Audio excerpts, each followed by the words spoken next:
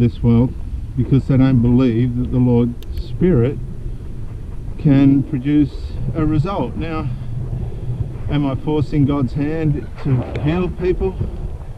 Maybe. And if he doesn't heal, is that going to cause me doubt? No, but I am angry with him because he said he would, and if he's not doing it, what's going on? What's the problem? That's what I want to know. He said that he'd do it, and more often than not he doesn't. And they reason among themselves saying, morning, he's alright. Oh, he's up and about this morning. No. Have a nice day.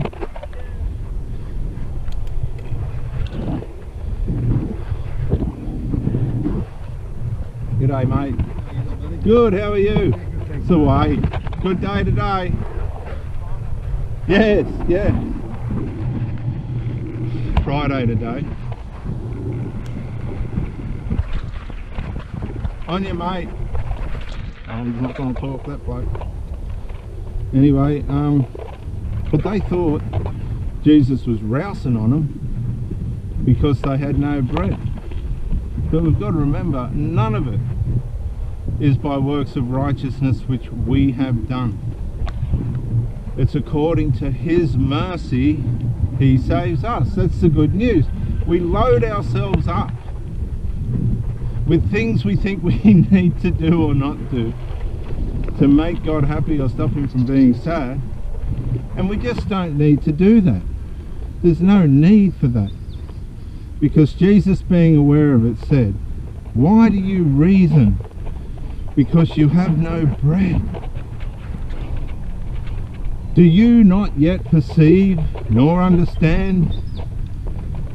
It is your heart. Is your heart still hardened? Now, very good question. Is your heart still hardened? We have to understand, for the Pharisee side of things, it's a very complicated form of hardened heart. It's the religious form of a hardened heart. See, we try and, well, we fall into the understanding that a hardened heart is the same for everybody. Here's a gentleman doing his exercise. Morning, mate. Good on ya. And so there's two forms. There's the religious form of the hardened heart, which is more extensive than the social or the normal inherent form of a hardened heart, because the religious form of a hardened heart is empowered, because Romans tells us, thanks to Paul, who was a Pharisee, that when we think there's something we need to do or not do to make God happy or stop him from being sad, it's going to cause incredible sinful complications in our heart. Incredible, horrible forms of the heart being hardened and wicked and evil. The religious form of a hardened heart is much more diabolical than the form of the normal person who doesn't believe.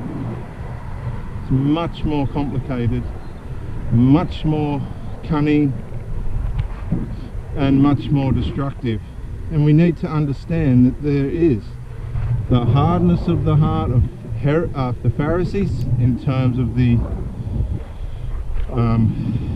religious form of an evil, hardened heart and wicked heart, and then there's the Herod form of the hardened heart, which is the normal poor old believer who has chosen not to believe and just is going to reject the gospel. Now we're going to walk this oval again this morning to get this ankle working, and we're going to continue here. We'll get to the end of where we come onto the oval, and then we'll do our glory lap.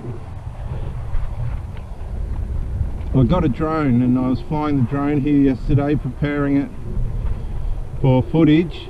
Unfortunately, and I do say unfortunately, I crashed it.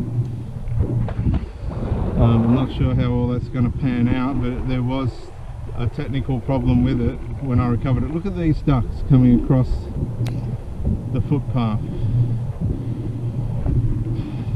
There's Mama and the chicks, and there's Dad just keeping guard on things.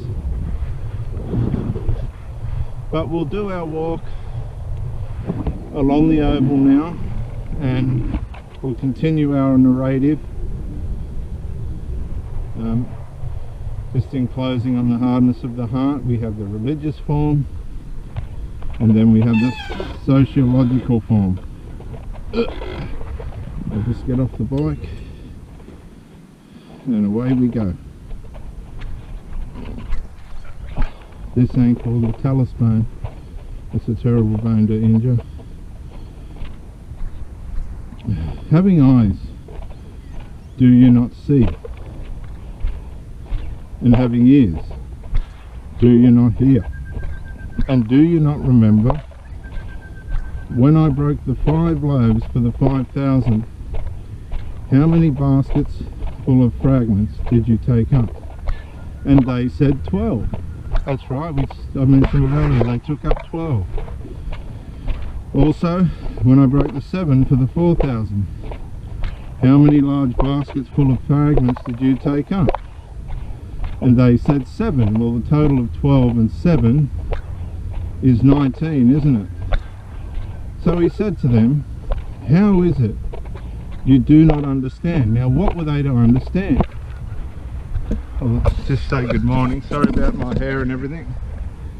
They didn't understand that Jesus was the Messiah. Good morning, viewers. We're out doing our exercise. I hope you're enjoying this. Bit of Australian life. I've always lived like this. I like to get up early. I used to surf, but I wore myself out. I do promise to take you to the beach when my leg gets better. I'm going to show you some of the Australian coastline. Absolutely sensational. But for now, just bear with me. Have a good day, won't you? So, the Lord's saying, don't you understand who I am by now? Don't you understand, as they said when I was born, I'm Emmanuel, God with us. I'm the Word become flesh. Don't you understand that? Then he came to Bethsaida, and they brought to him a blind man and begged him to touch him. Why did they beg him to touch him? These people realized that the Lord could heal this blind man. Then, so he took the blind man by the hand and led him out of the town. Now that's a fair walk. I would have loved to have gone for that walk with the Lord. And when he had spit on his eyes, oh my goodness, when he had spit on his eyes. Now, just thinking back, I remember when I was in those bushfires, when all the smoke was choking this valley, I was having to spit. I think that cost me some subscribers. Oh, my throat was so phlegmed up from the smoke, and I did apologise, but I think it's actually cost me subscribers, thinking that I'm a grub, which I probably am in a way. I'm a bit of a rogue of a man, but oh well. Don't know what they're going to do about Jesus spitting here. He spat on the man's eye. Now, he more or less spat in the man's face. He had spit. When he had spit on his eyes. Could you imagine someone walking up to you and spitting in your eyes? In your eyes. My goodness me, I mean, really, come on. What this is a reflection of was when God created Adam. Because in another gospel, this talks about how Jesus spat on the ground and mixed it into mud. And what he was actually doing was showing them that he was the one that formed Adam out of the mud. He took the mud and he put it in the man's eyes. This gospel says he just spat straight in his eyes. So whether it's a different man or not, or a different way in which Christ did it, either way he spat. I tell you what, I wouldn't mind God spit on my ankle right now. I want to get better. I need a miracle. I don't know if all of you believe in miracles or turn around here, but I do. Now, he spat on his eyes, that's incredible, and put his hands on him, and he asked him if he saw anything. And he looked up and said, I see men like trees. I see men like trees. So at some stage this man must have been able to see, and his eyes have failed him. He's gotten back a certain amount of vision at this time, and he's seeing men like trees. Then he put his hands on his eyes again and made him look up, and he was restored and saw everyone clearly.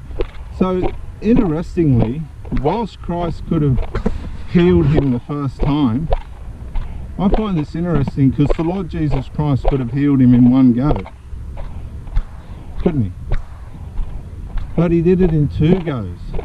The man had a blurry form of vision the first time, and then the second time the man could see clearly. I wonder why Jesus did it in two goes. Then he sent him away to his house, saying, and what did Jesus used to do to make people spread the gospel? He used to tell them not to, didn't he? Neither go into town nor tell anyone in the town. We'll find out what happened there. I believe that that man probably didn't really need to tell anybody that knew him.